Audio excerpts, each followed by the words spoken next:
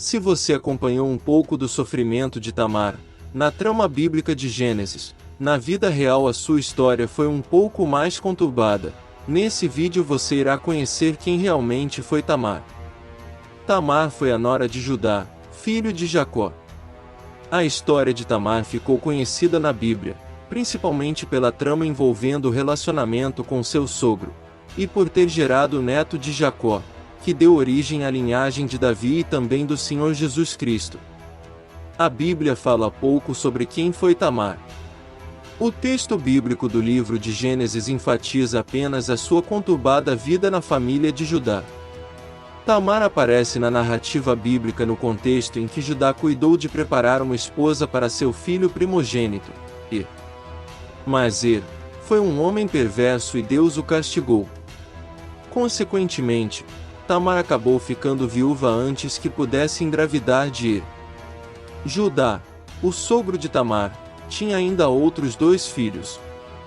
Então, conforme o antigo costume do levirato que era adotado no Antigo Oriente, quando um homem morria antes de gerar filhos, o seu irmão solteiro devia se casar com a viúva, para poder dar descendência ao marido morto.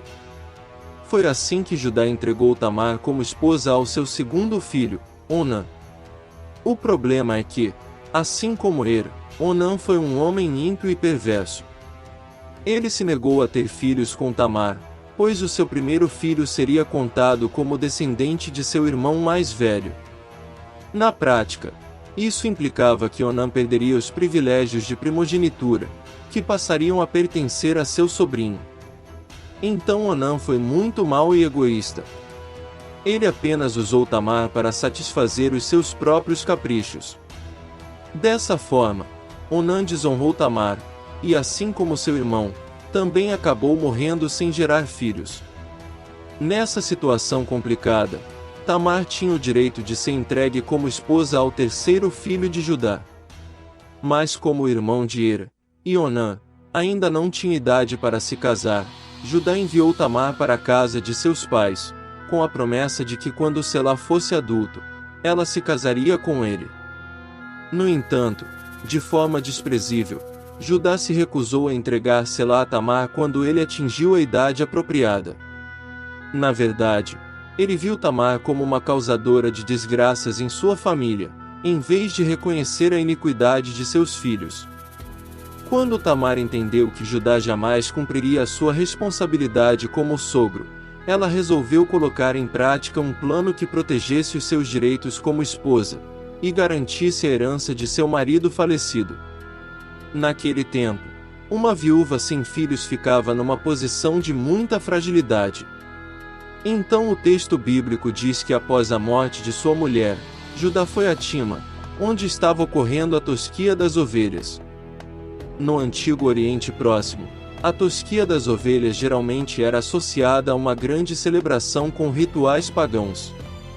Inclusive, entre esses rituais havia a presença de prostitutas cultuais. Quando Tamar soube que o seu sogro estava indo participar da tosquia das ovelhas, ela enxergou nisso uma grande oportunidade de executar o seu plano. Então ela trocou as roupas que a identificavam como uma viúva, e se cobriu com um véu para que Judá não a reconhecesse. Tamar se assentou à entrada de 2 fontes que estavam no caminho de Tima. Quando Judá passou por ali e viu Tamar, pensou que ela fosse uma prostituta, e desejou ter relações com ela. Para tanto, ele prometeu pagar a relação com Tamar, enviando um cabrito de seu rebanho. Muito astuta, Tamar pediu que ele deixasse um penhor, até que o pagamento fosse realizado através do cabrito. Então Judá questionou Tamar sobre que penhor ele poderia deixar com ela. Foi aí que Tamar pediu que ele deixasse com ela o seu selo, o seu cordão e o seu cajado. Judá concordou com o pedido de Tamar, e entregou seus objetos a ela para que pudesse possuí-la. Depois de ter tido relações com Judá, Tamar saiu, e novamente vestiu os vestidos de sua viuvez. Mais tarde, através de um amigo, Judá enviou o cabrito que tinha acordado como pagamento a Tamar, mas o amigo adulamita de Judá não encontrou nenhuma prostituta no local. Então Judá não conseguiu recuperar o seu penhor. 3 meses depois, Judá ficou sabendo que sua nora Tamar estava grávida. Rapidamente Judá ordenou que ela fosse executada por ser culpada de imoralidade. Mas antes que Tamar pudesse ser queimada, ela revelou que havia concebido do homem que era dono do selo, do cordão e do cajado que estavam em sua posse. Diante dessa revelação, Judá reconheceu que havia negligenciado suas obrigações legais, enquanto Tamar havia permanecido fiel na defesa dos direitos de herança.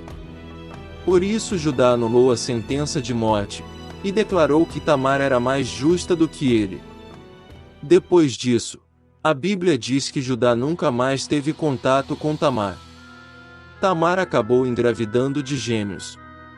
Ao dar à luz, algo curioso aconteceu. O braço de um dos gêmeos saiu primeiro, e a parteira o marcou com um fio identificando-o como primogênito. Mas o menino recolheu a mão, e o outro gêmeo acabou nascendo primeiro. Este foi chamado Pérez, e o outro foi chamado Zera. Essa desastrosa história de Judá e Tamar aponta para a misericórdia e a graça de Deus. Isso porque Pérez, o primogênito dos gêmeos frutos de uma relação imoral, acabou sendo contado na genealogia de Jesus. Ele entrou na linhagem messiânica sendo um ancestral do rei Davi através de Boaz, o marido de Ruth. Assim, Gênesis capítulo 38, nos lembra de que o eterno propósito divino não pode ser frustrado pela imperfeição humana. Então é isso.